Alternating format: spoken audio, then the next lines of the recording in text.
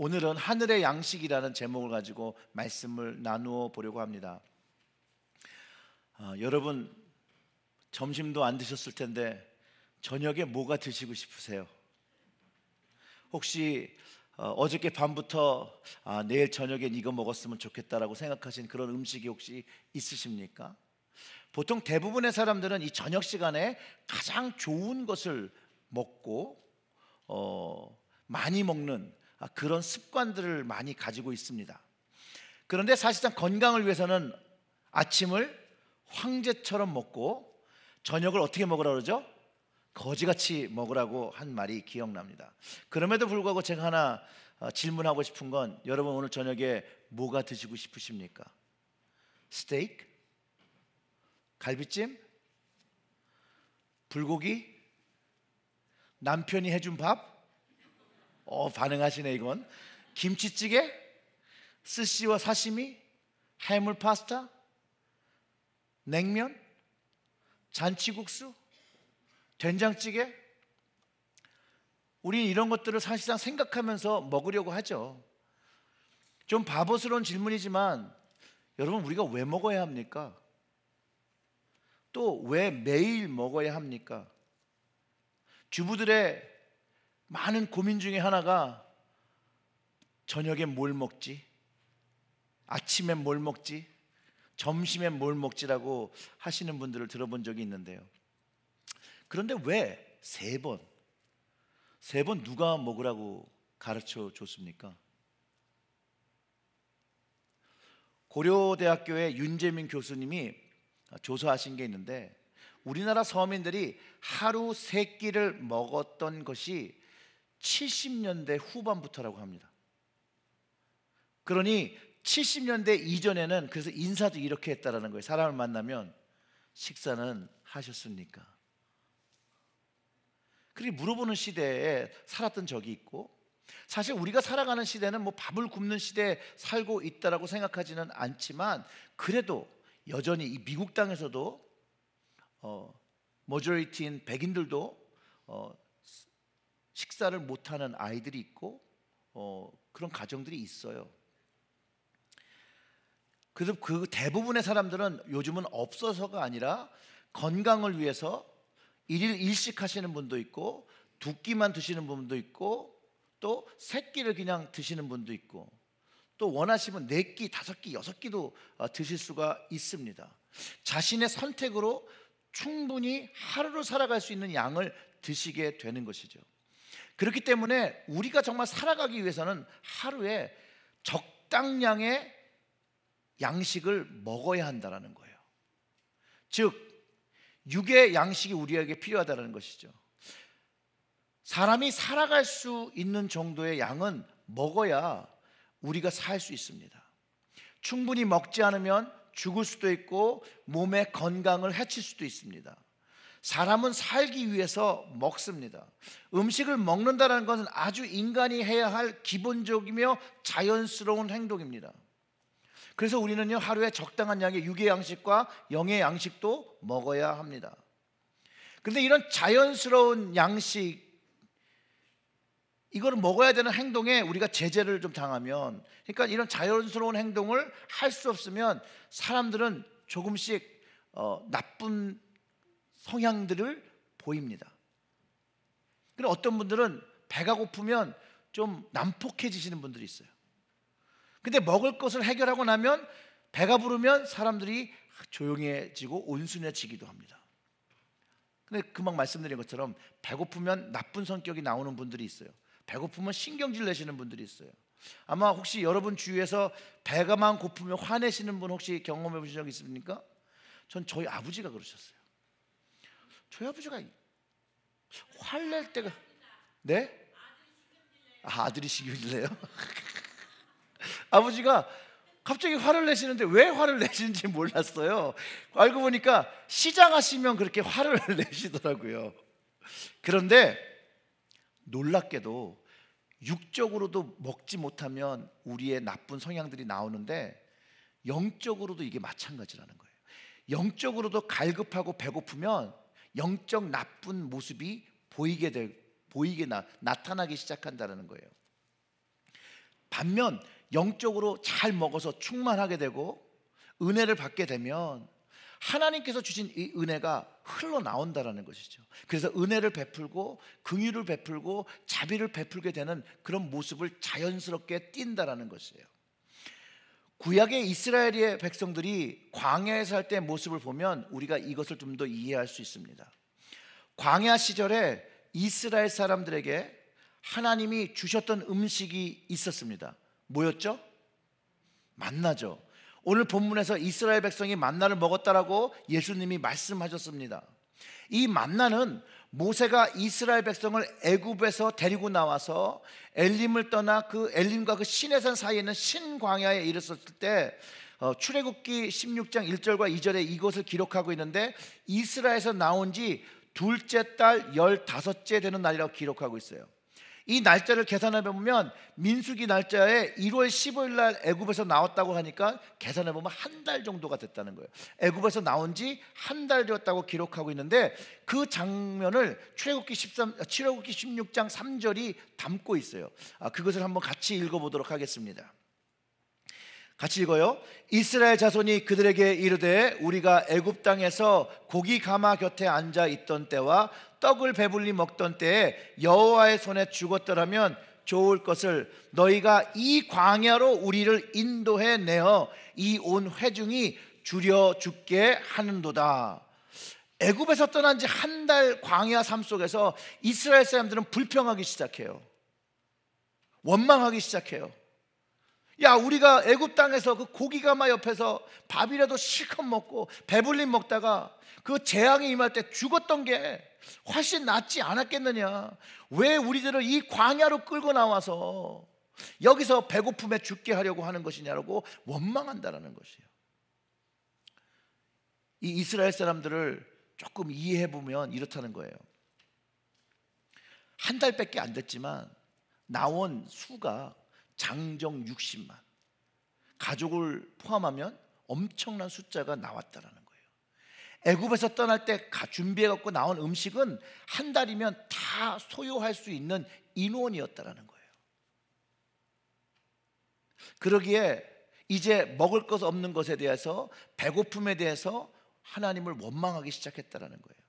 그러면서 애굽에서 여호와의 손에 죽었던 것이 더 마음이 편하겠다, 이렇게 탄식하는 것이죠. 그런데 출애굽기 16장 4절을 보면요, 이스라엘 백성이 모세를 원망하고 그 이끄신 하나님을 원망하고 있을 때 이렇게 말씀하세요. 그때 여호와께서 모세에게 이르시되 보라, 내가 너희를 위하여 하늘에서 한 양식을 비같이 내리니 백성이 나가서 일용할 것을 날마다 거둘 것이라. 이같이 하여 그들이 나의 뭐를 준행해요? 율법을 준행하나 아니하나 내가 시험하리라. 아멘. 하나님은요, 이스라엘 백성에게 하나님의 사랑을 담아서 양식을 공급하셨습니다. 그와 동일하게 하나님은 우리에게 사랑으로 양식을 공급하신다라는 것이에요. 원망하는 이스라엘에게 하나님은 하늘 양식을 주신다고 은혜를 베풀어 주셨다라는 것이에요. 그 후로 이스라엘 백성은요, 약속의 땅에 들어가기 전까지, 거기에 정착하기 전까지 이 만나를, 하늘에서 오는 양식을 40년 동안 그들이 수고해서 추수해서 먹은 것이 아니라 그냥 거둬들여서 먹었다라고 기록하고 있다라는 것이에요. 이 만나의 사건은 하나님께서 하나님의 방법으로 그 백성을 먹이신 사건이라는 거예요. 또한 하나님의 사랑의 표현이라고 할 수 있습니다. 만나는요, 하나님이 주시는 양식이에요. 그들에게 우리가 무엇을 먹을 수 있을까 할 때 주셨던 것이었다라는 거예요. 또한 이것은 하나님의 방법을 따라서 먹었습니다. 아까 말씀드렸던 것처럼 인간의 기본적인 삶 속에서 중요한 거 하나가 먹는 것인데, 이 먹는 것이 해결되지 않는 그 삶 속에서 하나님을 원망하는 모습, 사실 우리들이 갖고 있는 기본적인 그 악함이 여기서 발견된다라는 것이에요. 그러나 하나님은 이스라엘의 그런 나쁜 모습을 책망하지 않으시고 외려 이스라엘의 육의 필요에 따라서 하늘의 양식을 주셨다라는 것이에요. 사랑하셨기 때문에 그렇다는 거죠. 마치 엄마가 배고프다고 우는 아이한테 화내지 않고 빨리 음식을 만들어서 주는 것 같은 그런 사랑으로 주셨다라는 것이에요. 여러분 혹시 빵이나 쿠키나 음식을 만들어 보신 적 있으시죠? 무슨 빵을 만들든 어떤 음식을 만들든 그 만드는 방법이 필요한데 그걸 뭐라고 부르죠? 레시피. 음식의 조리법이 필요합니다. 그 방법대로 만들 때 정말로 맛있는 빵과 음식을 만들 수 있습니다. 맞지요? 아무튼 먹기 위해 음식을 만들려면 음식을 만드는 방법, 그 레시피가 필요하고요. 그 과정이 꼭 필요합니다. 이거엔 동의하시죠? 레시피를 가지고 음식을 안 하시나 봐요. 그렇잖아요. 아무리 내가 만들어서 한 음식이라도 레시피는 필요해요. 하늘 양식 만나도 하나님의 방법에 따라 먹을 수 있었다는 거예요. 많이 거두어도 먹을 만큼의 하루치만을 먹을 수 있었어요. 그리고 금요일에만 이틀치를 준비할 수 있었어요. 하나님의 그 법, 하나님의 말씀에 의하면 먹고 남길 만큼의 양을 거두지 말라고 하셨어요. 그래서 출애굽기 16장 20절에 보면 그들이 모세에게 순종하지 아니하고 더러는 아침까지 두었더니 뭐라고요? 벌레가 생기고 냄새가 난지라. 즉 남은 것은 먹지 못했다고 그래요. 근데 여러분 생각해 보세요. 왜 더 많이 남겨놨을까요? 혹시 하나님이 내일 안 주면 불신해서 그걸 모았다라는 거죠. 하나님을 믿는 것, 하나님의 말씀을 믿는 것을 가르쳐 주시고 그 말씀을 듣는지 안 듣는지 시험하신다고 그랬잖아요. 여기에 시험이 있었다니까요. 하나님을 온전히 신뢰한 사람은 딱 먹을 만큼만 먹고 다 버렸을 거예요. 왜? 그 다음날 또 주실 것이니까. 그런데 그것을 믿지 못하는 사람만 더 모았다라는 것이에요. 그렇기 때문에 만나는 하나님의 방법에 따를 때만 먹을 수 있는 것이에요. 근데 이 만나의 이름이 여러분 어떻게 생긴 건 줄 아십니까? 이 만나의 이름은요, 이스라엘 백성이 그 다음날 그 모세를 통해서 말씀하신 다음날 아침에 땅에 작고 둥글며 서리 같은 것이 이렇게 가는 것을 보면서 이게 뭐지? 이랬어요. 여기에서 유래됐어요. 이게 뭐지? 이게 뭐지라고 할 때 모세가 이게 여호와 하나님께서 너희에게 주어 먹게 하는 양식이라고 가르쳐 주었어요. 이스라엘 백성들은 그게 뭔지 몰랐어요. 뭔지는 모르지만 그들에게 육적으로 공급하고 육적인 양식이 되어지고 또한 하나님과 관계를 맺는 영적 양식이 되어지는 것을 경험한 것이 그것이고 그것의 이름이 만나였다라는 거예요. 혹시 가끔 제 설교가 재미없고 뭔 소린지 모를 때 이게 무슨 말이야? 라고 생각할 때 만나구나 라고 들어주시면 감사하겠습니다. 믿음은요 들음에서 난다고 해요. 들음에서. 가랑비에 옷 젖듯이 말씀을 잘 이해하지 못하더라도 끊임없이 들으면 없어지는 게 아니에요. 우리의 어디 영적인 그 안에 자리 잡고 필요할 때 그 말씀들이 나오게 되는 것이에요. 우리의 믿음의 성장에 도움을 준다라는 것이에요. 예수님께서요 사역하실 때 주님의 말씀 그리고 주님 자체를 받아들이지 못하고 이해하지 못하는 사람들의 태도도 동일하게 이게 무슨 소리야? 이게 뭐야? 라고 받아들이지 못했을 때 모세가 이스라엘에게 만나가 여호와 하나님께서 하늘에서 주는 양식이라고 설명했던 것처럼 오늘 주님도 주님의 말씀을 이해하지 못하는 사람들에게 하늘의 양식이 무엇인지를 가르쳐주고 계신다는 거예요. 예수님은 우리에게 필요한 하늘 양식을 가르쳐 주십니다. 오늘 본문에 보면 사람들은 예수님이 요셉의 아들로 알고 있어요. 마리아의 아들로 알고 있어요. 그 아버지도 알고 그 어머니도 알고 있다라고 얘기합니다. 그런데 야 네가 어떻게 하늘에서 왔냐? 이런 질문을 하고 있는 것이에요. 예수님한테 반문을 하는 거죠. 그런데 예수님의 답변은 단호하십니다. 48절부터 50절의 말씀을 보면 내가 곧 생명의 떡이로다. 너희 조상들은 광야에서 만나를 먹었어도 죽었거니와 이는 하늘로서 내려온 떡이니 사람으로 하여금 먹고 죽지 아니하는 것이라고 가르쳐 주셨습니다. 근데 사람들의 반응은 어떻습니까? 주님의 말씀을 이해하지 못하고 믿지 못하는 사람이 이런 말도 안 되는 소리를 한다고. 52절, 우리 본문은 아니지만 52절에 어떻게 사람의 살을 먹을 수 있냐고 말도 안 되는 말이라고 반응했다라는 것이에요.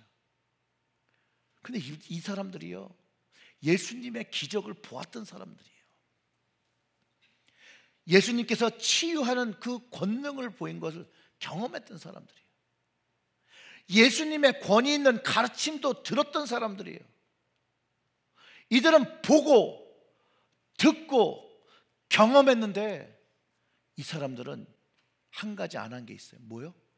예수님을 믿지 않았다라는 거예요. 예수님을 믿지 않았어요. 예수님은 분명히 사람들이 주님이 누구인지를 알지 못하는 것에 대하여 정말 답답해하시고 안타까워하셨을 것 같아요.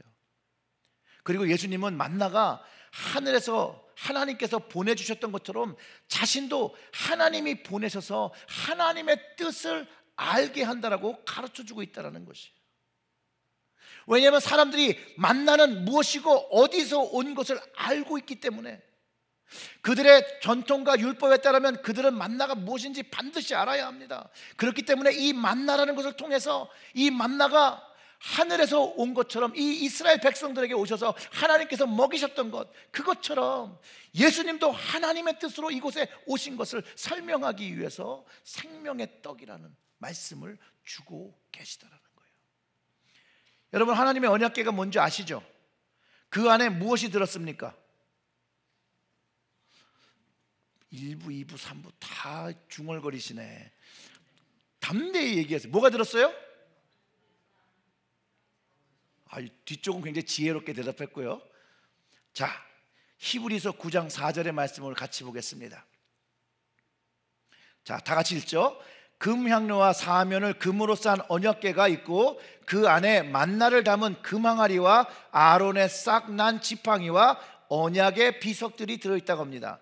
자, 이게 언약궤에 하나님의 말씀 10계명 담은 것이 있었고, 만나를 주신 것이 있었고, 그 다음에 생명을 주신 그 아론의 싹난 지팡이를 넣어서 하나님의 말씀을 주셨고, 하나님께서 양식을 주셨고, 하나님께서 생명을 주시는 것을 이스라엘 자손에게 대대로 기억하게 하셨다는 것이에요.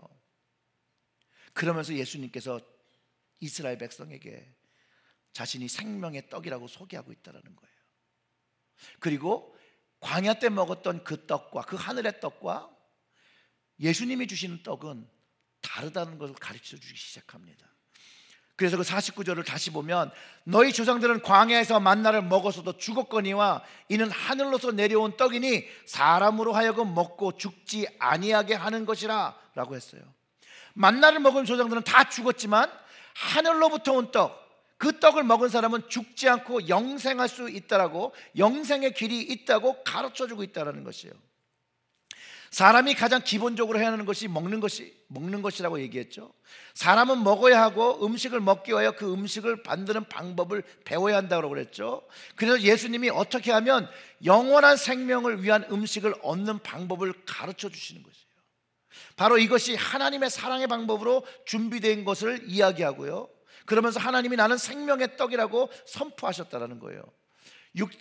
6장 35절에 예수께서 가라사대 내가 곧 생명의 떡이니 내게 오는 자는 결코 줄이지 아니할 터요 나를 믿는 자는 영원히 목마르지 아니하리라고 말씀하세요. 이 생명의 떡을 소유하고 먹을 수 있는 방법이 그 오늘 우리가 읽은 본문 안에 담겼는데 38절과 40절의 말씀을 보면 내가 하늘로서 내려온 뜻은 내 뜻을 행하려 함이 아니요 나를 보내신 이의 뜻을 행하려 함이라. 즉 하나님의 뜻을 이야기한다는 것이죠. 나를 보내신 이의 뜻을 내게 주신 자 중에 내가 하나도 잃어버리지 아니하고 마지막 날에 뭐 한다고요? 다시 살리려는 이것이니라 내 아버지의 뜻은 아들을 보고 어떠한 사람이요? 믿는 자마다 영생을 얻는 이것이니 마지막 날에 내가 이를, 어떤 일이에요? 믿는 자 다시 어떻게 해요? 살리리라 하시니라. 아멘. 예수님이 바로 그 하늘의 양식, 생명의 떡이고, 그 예수님을 믿는 사람은 하나님께서 영원한 생명을 주고, 죽어도 나중에 다시 살린다라는 약속을 주셨다라는 거예요. 예수님을 하늘의 양식으로 믿고 영생을 얻고 마지막 날에 다시 생명을 얻는 것이 하나님의 뜻이고, 그 뜻을 이루고자 주님은 이 땅에 오셨다라는 것이에요. 그것이 하나님의 계획인 것을 이스라엘 백성에게 가르쳐 주신 거라는 거예요. 말씀을 통해서 예수님이 우리가 하나님 주시는 영원한 생명을 얻는 것을 가르쳐 주고 계시다라는 것이에요. 바로 그분이, 주님이 그리스도인 것을 가르쳐 주고, 메시아인 것을 가르쳐 주고, 예수님이 나의 생명이 떡 되어지고 여러분의 생명이 떡 되어져 진다는 것을 가르쳐 주고 있다는 거예요. 사랑하는 성도 여러분, 여러분들은 정말 주님을 믿으며 주님을 고백하며 주님의 방법으로 살아가고 계십니까? 일본의 세계적인 신학자 중에 우찌무라 간조라는 분이 계십니다. 그가 어느 날 한 부자로부터 저녁 식사를 초대받았다고 합니다. 이 부자는요, 저녁을 성대에 차려놓고 극진히 대접했다고 합니다. 이 우찌무라 간조, 이 선생님이 식사를 마치고 집을 나오면서 이 부자한테 인사를 했는데 이렇게 인사를 했다고 합니다. 잘 먹었다, 이 돼지야. 순간 부자는 심한 모멸감에 얼굴이 흑빛이 되었다고 합니다. 집에 들어온 이 부자는 어떻게 했을까요? 분해서 잠을 이룰 수가 없었다고 합니다. 세상에 어떻게 이럴 수가 있는가, 그토록 존경받는 사람이 정말로 식사를 정성으로 대접하더니 그딴 식으로 밖에 인사를 할 수 없다니, 되먹지 못한 인간 같으니라고 막 씩씩대며 분해서 잠을 이루지 못합니다. 한참 뒤척거리다가 어느 정도 마음에 진정이 되자 마음 한구석에서 다른 생각이 들기 시작했대요. 우찌무라 간조는 존경받는 인물이요, 함부로 말한 사람이 아니었는데 어찌 내게 그런 몰지각한 말을 했을까? 그분의 들어온 성품으로는 절대 그런 말을 할 사람이 아닌데 뭔가 깊은 의미가 있는 것은 아닌가? 그리고 생각이 여기까지 미치자 자신의 삶을 좀 새롭게 돌아보기 시작했다라는 거예요. 그래, 내 삶에 그분이 말한 돼지와 다를 것이 뭐가 있을까? 나 혼자 이렇게 잘 먹고 잘 살다 죽는 것, 그러다 끝나는 인생, 이게 돼지지 이게 별개 돼지인가? 라고 생각했다라는 거예요. 그래서 그 다음날 부자는 일어나서 그 선생님을 찾아가서 감사를 드리고 예수님을 영접했다고 합니다. 이 부자는요, 생명의 양식인 그 예수님을 믿은 사람입니다. 주님의 떡을 먹는 자는 영원히 살리라 하신 말씀대로 그는 영생을 얻은 사람이 되었습니다. 그리스도인으로 살기 위해서는요, 우리는 주님이 제공하시는 영의 양식, 그 음식을 먹어야 합니다. 우리는 어떻게 영의 양식을 먹습니까? 예수님이 그리스도인 것을 믿고 인정하는 것입니다.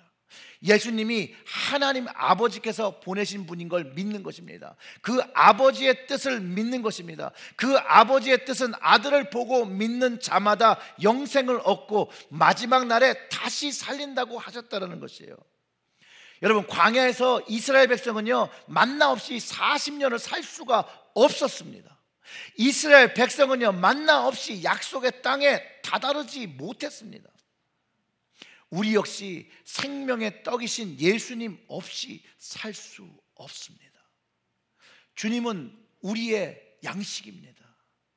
여러분의 양식입니다. 오늘의 양식입니다. 주님 없이는요, 우리는 이 땅에서 살아가기가 어렵습니다. 하나님 나라, 그 나라까지 그 주님 없이 갈 수 없습니다. 오늘 이 시간에 여러분들의 마음을 돌아보시길 바랍니다. 여러분의 마음에 이 생명의 떡 대신 주님이 자리 잡고 계십니까? 생명의 양식이 진정으로 여러분 마음에 자리 잡고 있습니까? 이 양식은요, 가격이 없어요. 이스라엘 백성처럼 그냥 하늘에서 얻은 것이에요.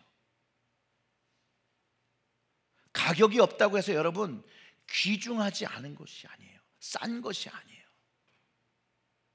이 주님이 주신 이 하늘의 양식은요, 값을 매길 수가 없는 양식이에요.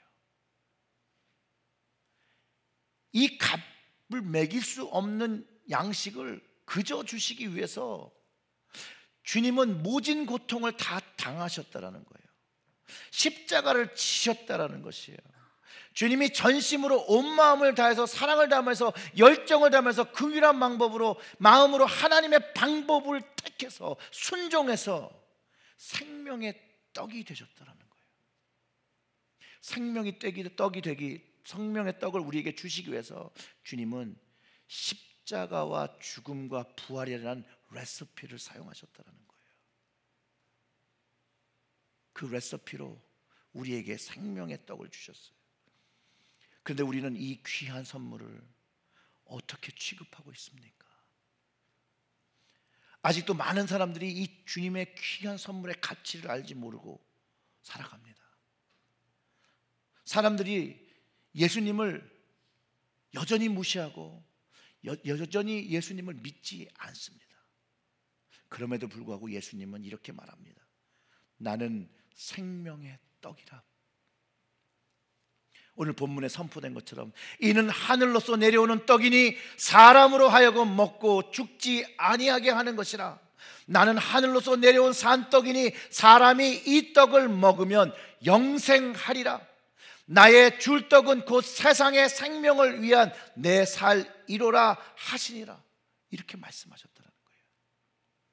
사랑하는 성도 여러분, 오늘 우리 주님은 우리를 주님의 식탁으로 초대하셨습니다.